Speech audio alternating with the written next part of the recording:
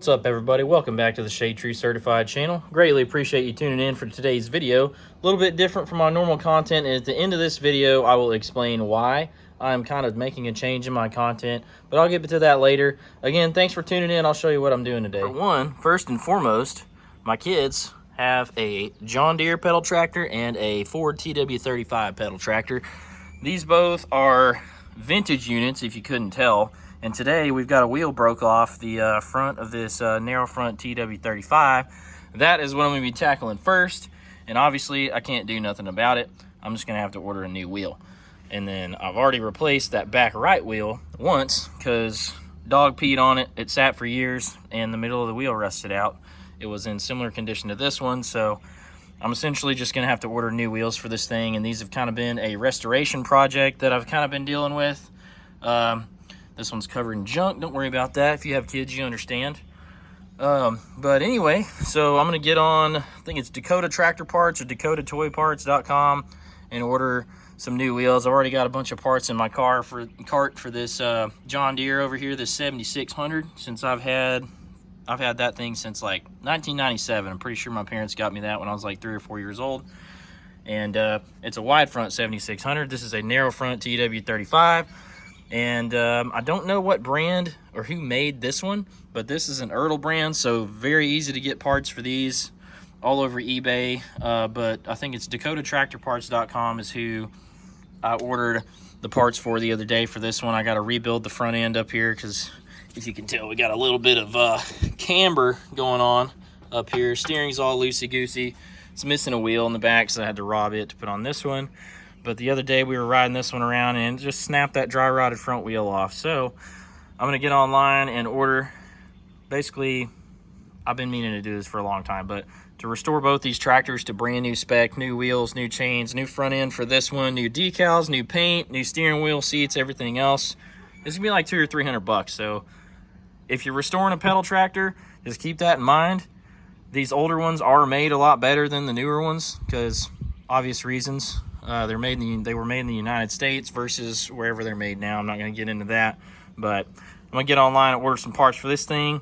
2 new front wheels, 2 new back wheels, probably going to get a chain for it and a bushing kit, and then also a sticker kit and some nice Ford blue paint. But I've looked at that one. I'll show you what else I'm getting into. So if you didn't already know, you know that I'm a field mechanic. I've been having a lot of my work-related stuff on my channel. And again, I'm switching gears on my content. But I am going to show you my little project I'm going to do this weekend. My welder's kind of old and sun-faded. I actually got it off of my old truck, put it on this one because my new welder was a Bobcat 240 or whatever in the heck the newest Bobcat welder is, and I opted to go with this Trailblazer 325 that I had on my old truck. It's a very low-hour unit. I think when I got the welder, it had 200 or 300 hours on it, so it's nothing. And it runs flawlessly. It has a jump pack on it, and as well as the infinite tunability for running not only stick, but I can run a wire welder machine off this thing. I can run a TIG welder. I can run a air arc or a lance off of it. Sorry, I thought there was a dang cat sneaking up on me over here. You see right here, I've already tried to wrap this thing white with vinyl, and it's already peeling off up here around where the latches are, and I'll show you that here right quick. I'm not a professional vinyl guy by any means, but you know, I learned everything on YouTube, as most people do. Go right to YouTube to try to figure things out. I bought a heat gun and tried to shrink wrap this stuff around these divots where these latches and stuff are, and didn't get it shrunk good right there. It's already peeling up. It's peeling up around where this is. And I bought a good quality wrap from an actual wrap supplier online. It's some really thick, good quality stuff. It's not like real cheap crap, and it is a very high gloss wrap. I mean, it's got some gloss to it. It's dirty, as you can tell. But today, I'm going to be painting this welder white. Don't know why. I just want to see what a welder will look like white. And I'm sick and tired of the faded old blue, Miller Electric blue. So I've already primed this one, and I'll show you the product I'm using. I'm using all Rust-Oleum stuff. I was going to go with sort of an automotive grade of spray paint, but I decided, I mean, that was going to cost a little bit too much. I was going to be in it like $150 or more, out of my own pocket to paint this thing. So I went with Rust-Oleum primer, and then I'm just going with, you know, your standard Rust-Oleum gloss protective enamel spray paint. So I've used this stuff on a boat motor of mine that was a fiberglass boat motor cowling, and well, my boat's not here, but anyway, I put it on some fiberglass and it came out really nice. I actually used a black paint for that one, and it came out really good. I used the just regular gray primer when I put the black on, and it covered really well. And with this one, since it's not bare metal, I didn't opt to use any like etch primer or anything like that. So that's why I'm just using this regular old Rust-Oleum primer. I mean, and I obviously went with white just so I wouldn't have to get as heavy on my paint to cover the blue. So what I've already done on this top cowling, I scuffed it with a Scotch-Brite pad, and I've already put one coat of primer on here. I did a really heavy bottom coat of primer just because I've only got one paint of primer. I messed up and only bought one can, drastically underestimating how little it covered this blue. So I've already used probably 2/3 of that can, but my plan is I'm just going to leave this wrapped for right now. So I'm just going to leave that over here, and I've done the top already, and I'm about to scuff and prime these little side panels that go basically right under there. They go on the sides of the welder towards the front face. So I'm going to scuff this stuff. Actually, I'm going to wipe it off first, clean all the dirt off. Well, actually, no, I don't have to, because I just peeled the vinyl off here, so this should be perfectly clean. I'm probably going to hit it with this Sprayway glass cleaner first. This is, aside from any sort of solvents like acetone or lacquer thinner or mineral spirits, I've found that if you're just cleaning something, this Sprayway glass cleaner, ammonia-free glass cleaner, is probably the best. I see a lot of dudes that I follow on YouTube using this stuff for professional auto body type work. So I'm just going to go ahead and use that Sprayway to clean it. Then I'm going to scuff it with my Scotch-Brite, spray a coat of primer on there. I'm not going to get as heavy on these side panels just because I don't think I have enough to do. I think I'm going to run out of primer, in short. So after I clean it, I'm going to scuff it, prime it, let it sit. I think they said the flash time, it becomes tacky at 20 minutes, and it says recoat or something wrong. It says recoat within an hour, I think is what it is. It says it comes dry to the touch in like 15 or 20 minutes. Let's see here. Apply 2 or more light coats a few minutes apart. Dry and recoat times based off 70 minutes. Dries to the touch in 20 minutes. To handle in 1 hour, and fully dries in 24. Apply a second coat or clear coat within 1 hour or longer than 48 hours after. Apply clear coat and 2 to 3 light coats, blah, blah, blah, blah, blah. So I'm going to paint it. I'm going to give it an hour, I guess. Let's see. Yeah. Apply clear coat. So I'm going to apply the paint within an hour. I'm going to give it like 45 minutes or so. And it's, I think I sprayed this stuff about 10 minutes ago, and it's already pretty much dry to the touch. So anyway, I'm going to go ahead and get going on it, and I'll try to show you a little bit along the way. All right, so I've got my Scotch-Brite right here. I'm trying to get you in frame where you can see what I'm doing, but essentially all I'm doing is taking the gloss off of this piece right here. You can see right here where I sanded it. Right here is where I haven't sanded it. So all you're doing is knocking the gloss off of these parts. You don't have to sand it down to bare metal if you've got a good quality paint finish under what you're painting. So all I'm doing is giving it a light scuff. That primer is going to grab onto that texture I'm putting on here and hopefully hold that paint on for the life of this welder in an ideal world. So just gonna scuff that stuff right quick. It doesn't take very long. Like I said, you don't have to get crazy with it. You don't have to get down to bare metal.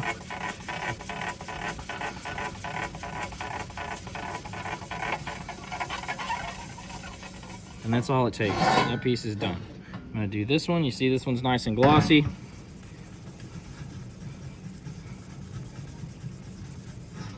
And you can see I'm taking the gloss right off of it. It doesn't have to be super crazy. You don't have to go down here with 320 sandpaper or anything like that. I mean, I suppose you could if you wanted to, but from what I understand, anything below like I think 500 grit is going to show in your paint. Like, I'm not a painting expert. I don't do paint for a living, obviously. I'm a mechanic. I have painted a couple things that came out pretty decent, like my boat motor. I'll show you all that later on in some of my videos coming up. Hopefully I can get on the lake or on the river soon, get y'all some fishing content going. But for right now, we're just painting our dang welder. So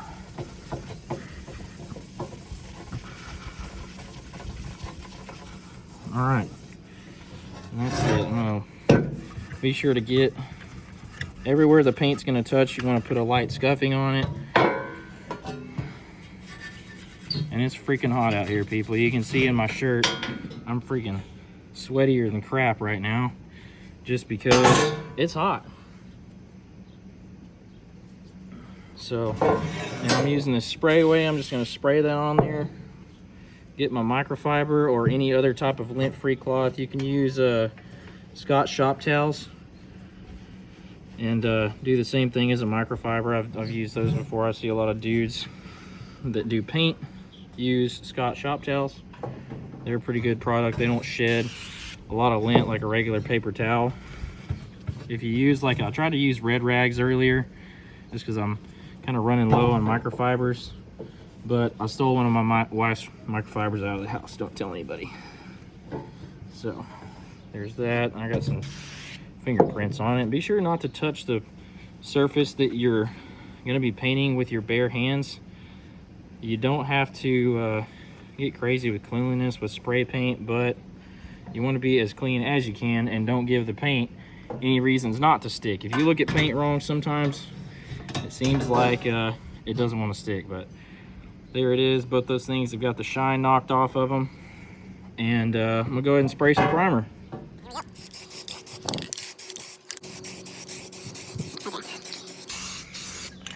Get over here in this corner again because it's a little bit of blue shining through. And like I said, you want to get all your corners and sides first. Doesn't matter so much with primer because it seems like primer doesn't run as bad. It's a little bit thicker. But definitely with your paint, you're going to want to get your edges first. And then paint the middle. So I've got those done. I'm going to wait. I don't know. Let's see. It's like 11:30 right now. I'm going to go ahead and let this sit for a little bit. And this thing's been sitting for a while. It's been sitting, I don't know, about 10 minutes before I started this video. I painted this. I scuffed and painted that. So I'm going to let that sit. And I'm probably, may or may not try to hang these up when I paint. Or at least set them up where they're vertical. That way I can get a good angle on it with my spray can. So I'm going to let this sit for a little bit, and then I'm gonna come back and paint it. All right, well, I've had this stuff sitting for about 45 minutes, almost an hour now. And if you hear some hollering in the background, I have got my Nugget over there is watching me. So like I said earlier, this is the can of spray paint I decided to use, this gloss protective enamel. And it does have these, I guess, 5 different spray patterns. I guess this is the biggest, this is second. These are all round patterns. This is pretty much like, well, I'll just go over here and show you. I already tested it once. It's always good to test your stuff before you use it. That's a very weak spray. That's a very strong round pattern. And that's a lot of paint. Good Lord. So I chose this one just because it has a vertical and a horizontal fan. And as you can see, it throws out a really nice fan of paint, similar to a paint gun. So the fan comes out very nice and even, and then it's feathered to nothing on the ends. So it should be really good for painting this thing. Here we go. Oh man, it's so windy. Probably should have done this inside, but ain't nothing a little bit of paint thinner, mineral spirit, whatever, won't take care of on the paint that I get on the floor. I'll let that sit up. So I got this one up off the ground because he just came over here and tried to touch it, and luckily I caught him. I'm gonna have to get that off of the concrete with a wire brush probably. But anyway, so I got this one standing up. I'm gonna go ahead and hit it. And that's a pretty heavy bottom coat. So I'm gonna take that one and move it. Please stand by. And this is side panel number 2. shake the can up and go to town on her.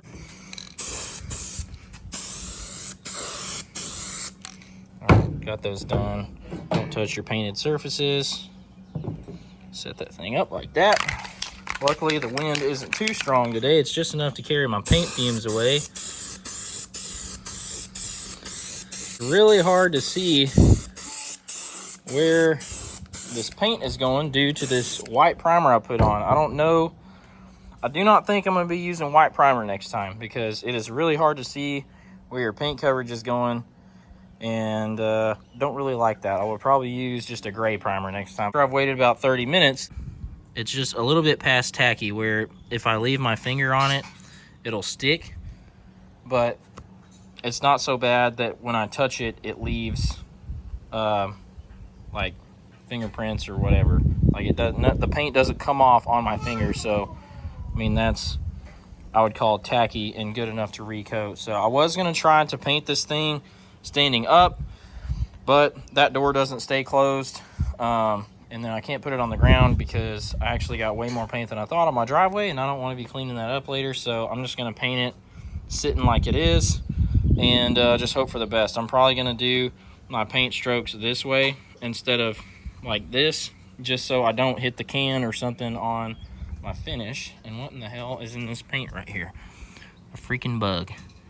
It's the only downside to painting outside, man. When I painted my boat motor, dude, I swear like 400 freaking mosquitoes landed in it, and I don't know why, but I've got a couple mosquitoes in the finish on my boat motor. Like I said, I'll show you all that later, but I'm gonna go ahead and get to spraying. Got my other pieces up there on my little shelf drying still, and I'm gonna get to spraying this one. I should add, these Rust-Oleum cans are pretty nice. I don't like the fact that you can't turn them upside down and clear the paint out of your nozzle like you used to be able to on like different types of cans, but that's kind of a trade-off with your different types of spray nozzles right here. So just keep that in mind. These tips can get a little dirty. If they do, just get you some lacquer thinner or something like that and spray up in there.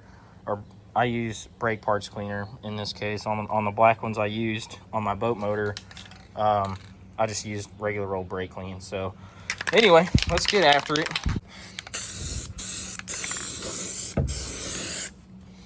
Go over here to this side. I just want to be sure to get all the hard to reach places first. That way I'm not trying to paint hard to reach places over the fresh stuff that I just laid down. Let's change that to vertical fan. And so this thing's dry enough to do a second coat. As you can see, I got it sitting up here.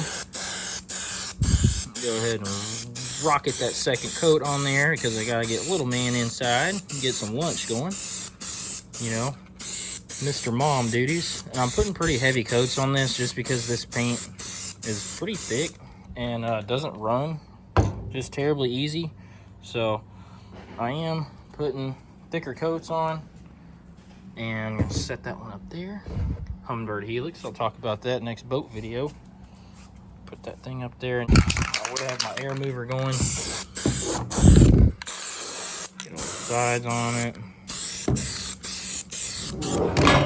Oop, that almost ended badly. And you people may chastise me for doing this paint the way I am, but like I said, I'm not a professional and this is a welder. So golly, look at that. I hope it dries that glossy because that looks really good. That stuff, that's got a pretty good shine to it. Of course, it's fresh, so I'm gonna let all this stuff sit for a little bit before I do my third coat. Depending on how it looks after it dries a little bit, I may only do 2 coats on this thing. I've got more than enough paint to do like 3 and 4 coats on it, but I feel like 4 coats would be excessive. I was planning on doing 3 coats just because that's what I did last time I painted with this stuff. So we'll just see how it goes and see how it looks after the second coat sets up. The gloss is already looking really good on it. So like I said, we'll just find out and then I'll update you here in a second. So I ended up doing 4 coats on here. Wow, it's really echoey up under this umbrella. But shout out to Pipeliners Cloud because they make a freaking quality product and I need it today. But anyway, I ended up doing 4 coats on this thing because why not? I've got plenty of paint. and did the same thing on the side panels over here. They are setting up and drying as well.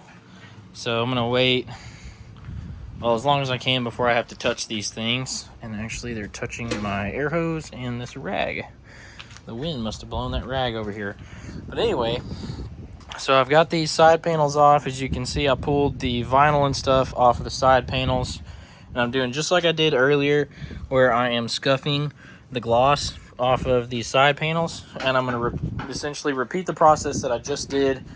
Unfortunately, I don't have gray primer. I only have white. I would have, looking back, I should have just done gray, but I was worried about the white covering either gray or red or black or brown primer. But like I said, if I were to do this again, I would have done gray. So if you do this, use gray primer. Do yourself a favor. You can see the coverage on your white paint a lot better over gray primer than you can white. So anyway, I'm gonna get to work scuffing these two side panels, and then I'm gonna do the exact same process that I just did: priming, waiting, painting, waiting, painting, waiting, painting, waiting. I'm not gonna do a clear coat on here because it's very likely that these things are gonna get scratched either by me loading things into the back of my truck or driving down the road with trees. And I kind of just want to be able to, if I get a scratch on it where it gets all the way down through the 4 layers of paint and 2 layers of primer, that I can just get a can of paint and touch it up whenever I need to. And another reason I went with Rust-Oleum regular old enamel paint is just so I can go to Home Depot and get a can of paint instead of having to worry about going to a like an auto parts paint supply house, which we have one local to me. It's actually a Parts Plus that sells automotive paint too, and they actually sell automotive quality. It's a 2K, like 2-part paint and hardener spray paint. So they take whatever your paint code is for your car, they order cans, and you can use a rattle can in a 2-part with a hardener and a paint versus just using regular old spray paint. So I'm gonna get to work scuffing, priming, painting these things. So exact same process as earlier. I'm gonna do 2 coats of this 2X primer, and then after I get the primer put on there, we are going to spray the paint. After, I'm gonna give it 30 minutes between the primer and paint on this one, and then like I said earlier, I'm gonna give it closer to 30-45 minutes in between paint coats, even though the paint said 15 to 20 minutes. So let's get going. I should also add, I hung up my dog leash in the front yard in between these 2 little points on my trees where I'm assuming a hammock used to be. But yeah, this can be a lot easier than painting on a dang table. I didn't even think of this earlier. I don't know why. It would have made it a ton easier with that big top cover to hang it up from a tree.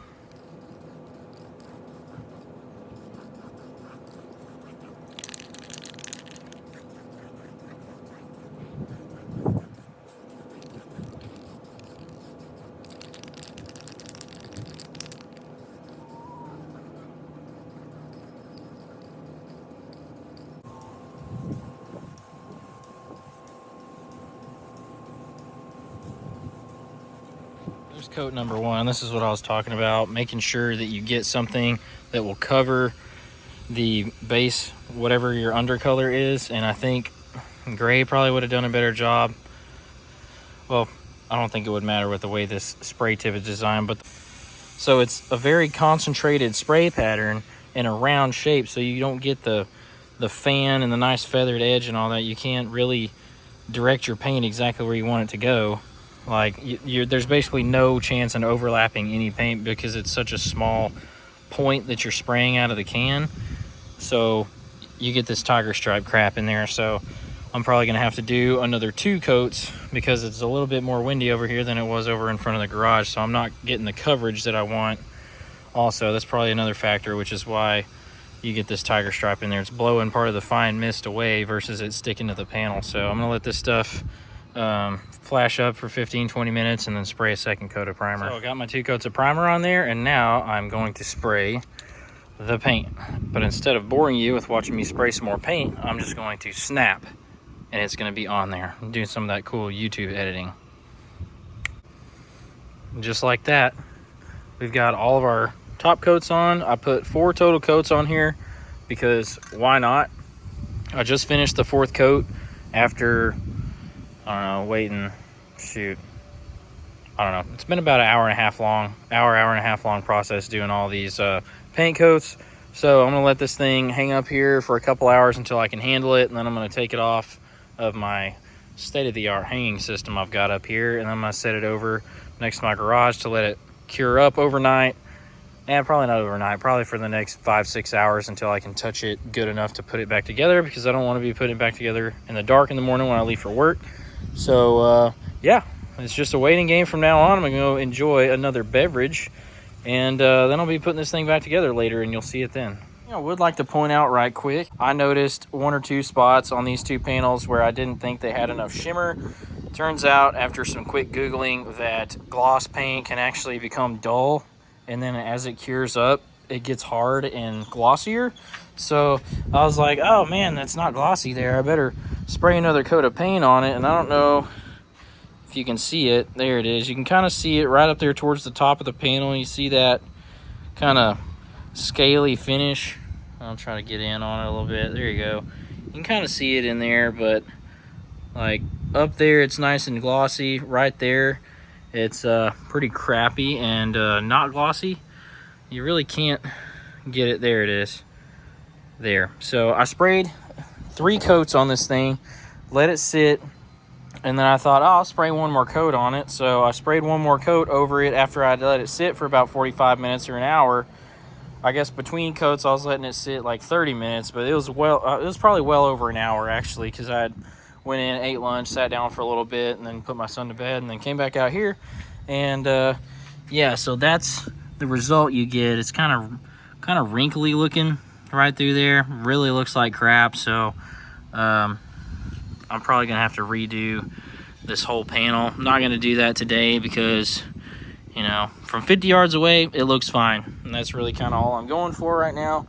So once I get this thing all put back together here in the next couple months, I'll take these off, sand them back down to the blue, or paint strip them probably is what I'll end up doing, and then I'll go ahead and repaint them with this white.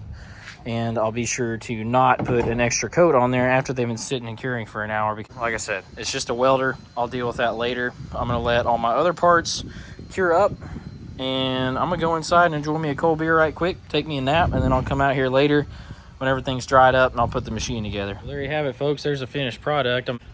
I apologize for not getting the assembly process of it on film because we were expecting rain, but in case you couldn't tell, we didn't get a lick of rain. It's actually supposed to arrive in like 3 hours. So moral of the story is check the rain and the weather forecast before you go start doing painting projects on things that literally cannot be brought inside.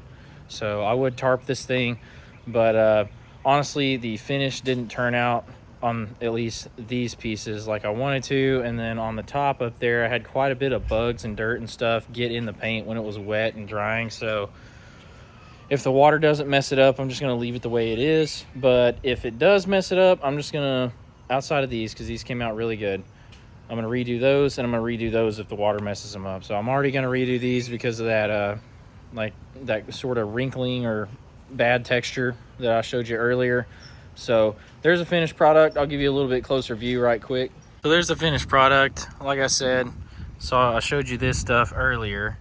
This really crappy, like, I don't even know how to describe that, but it's just like a wrinkled up, I guess it's just wrinkled, like really fine wrinkles. It's like, it looks like a piece of wadded up tinfoil really, and you can't really see that on the camera. And honestly, it didn't turn out too bad for a couple of cans of Rust-Oleum and probably like 3 hours total of work, including waiting on the paint to dry. So as far as like total labor goes, I've probably got like an hour in this total. That's taking the paneling off. That's taking the paneling off, scuffing it, priming it, painting it, and then putting it back on after it's already dried. And before you ask, yes, I do have a factory set of decals for this thing. I bought brand spanking new decals from my local welding shop, straight from Miller, so I know they're good quality and look correct.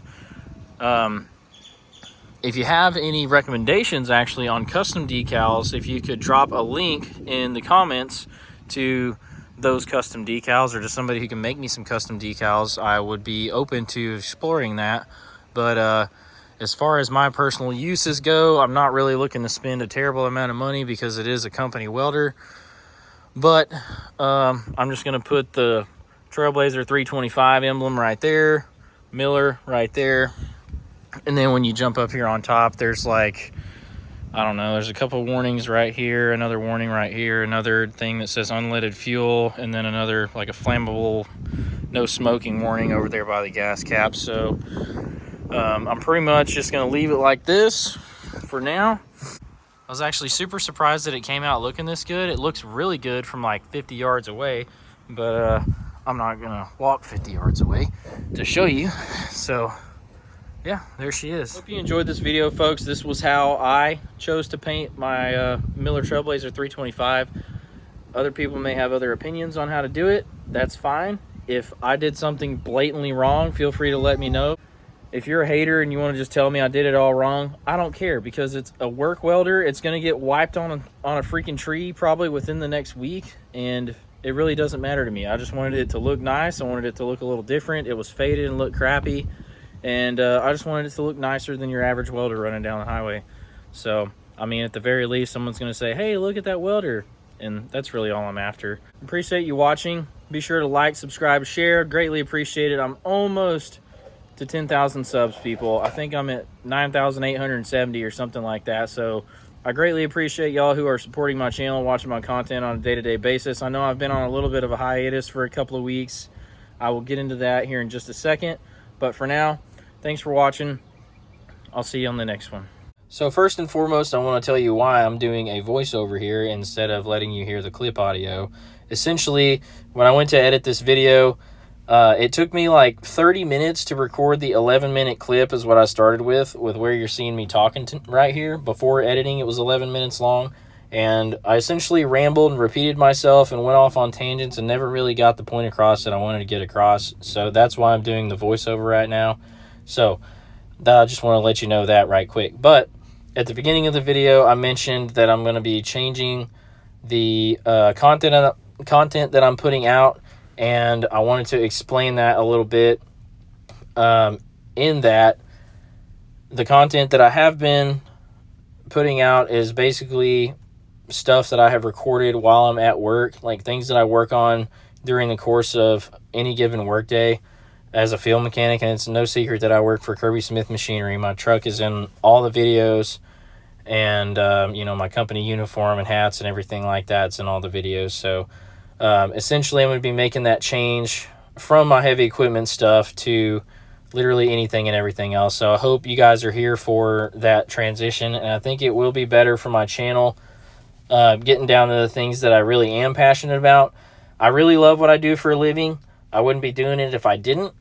It's a super huge amount of satisfaction that I get whenever I roll up to a piece of equipment and it is literally not in running condition, whether it be an electrical problem or an engine issue or hydraulic problem, and I spend several hours finding out the issue and then repairing it, and then I leave at the end of the day and that machine is then running and doing production. That's a super huge amount of satisfaction I get from that, and that's why I'm a field mechanic, because I love that kind of stuff. When I was a little kid, didn't accidentally, I totally did it on purpose. Took apart my parents' VCR, which in the late 90s, a VCR was pretty freaking expensive.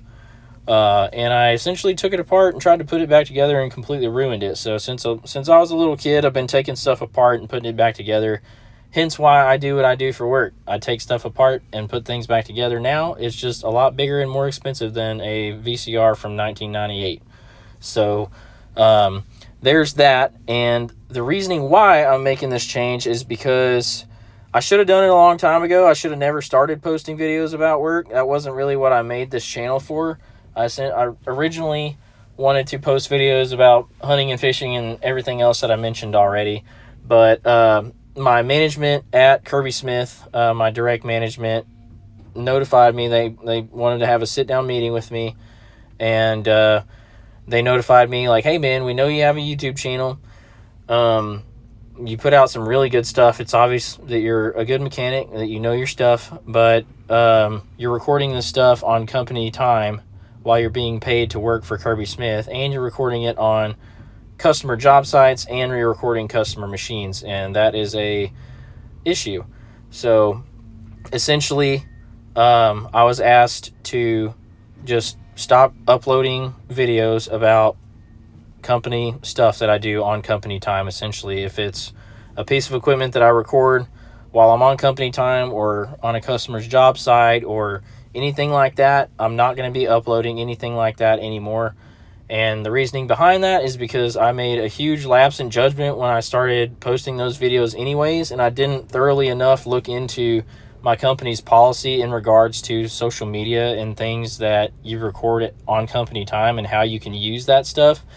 That stuff essentially, well, I wasn't told this, but in my interpretation, since you're being paid for your time by your employer, whatever you do on company time belongs to the company. So essentially all of my videos that I recorded on company time, even though I edited them and posted them on my own time, all that footage and stuff was basically company property. And instead of making me delete all that stuff and completely wipe my channel off the face of the earth, they were super understanding and very cool about it and just asked me to stop posting stuff, any new videos about things that I do. So I'm really grateful to them for that. Obviously, I enjoy my job. I am super grateful with how the outcome came from all this. Even before this, I thought Kirby Smith was the best company I've ever worked for. If you're a mechanic looking for a job and you're in Oklahoma, Texas, Arkansas, I think we're in Kansas and Nebraska maybe too. If you're looking for a job, man, I 10 out of 10 would recommend Kirby Smith to come and work for, because even before this situation, the way that they treat their employees is leaps and bounds better than any other place I've worked. And then after this, they honestly, like, after I was told, hey, we want to have a meeting with you about your YouTube, I was like, holy crap, they're going to fire me because of my stupid YouTube channel. And they didn't. They, like, you know, I was fully expecting to get at least a write-up or get terminated, but they asked me to stop posting videos and stop recording things on company time and customer job sites, etc., etc. So that is basically going to be the future for the Shade Tree Certified YouTube channel. Is you're not going to be seeing any more content that I record while I am actively on company time working. I hope that doesn't cost me any subscribers. I understand if that's what you came to this channel for and you leave because you're not getting what you wanted, that's totally understandable. But I would greatly appreciate it, those of you who have made it this far, if you just hang in there with me, because I feel like this change is going to be a positive change for myself and my channel. So I think I'm going to be able to not only provide better quality videos, but I feel like it's going to be something that I am infinitely more passionate about. Like, I am super duper passionate about hunting, fishing, conservation, fabrication in my own capacity, like my own things. Like, I don't have a full-blown welding shop in my garage, but I mean, I've got the ability to do some pretty sweet fabrication projects in my garage, but I haven't recorded any of it because I've been recording stuff that I do at work. So essentially, that's the message that I'm trying to get across here, that I'm not going to be posting any more work-related things. And like I said, I'm super grateful to my management and Kirby Smith with the way that they decided to proceed with this. Instead of like writing me up or firing me, they just notified me that I'm breaking company policy and asked me to change what I was doing, which I'm more than happy to do. I am definitely going to do it. Obviously, that's why I am making this portion of the video and why I'm making a complete change in my content, because I value my employment and my livelihood as a field mechanic for Kirby Smith way higher than any YouTube channel ever could. So I guess that's all I wanted to say right here. I wanted to get in here and explain that stuff right quick. If you've made it this far through the video, I greatly appreciate you watching. And I guess that's it. I'll end it off right there, folks. I really appreciate you sitting through that if you made it this far. Hopefully this change in content doesn't cost me any subscribers. Hopefully you guys are here for the long haul.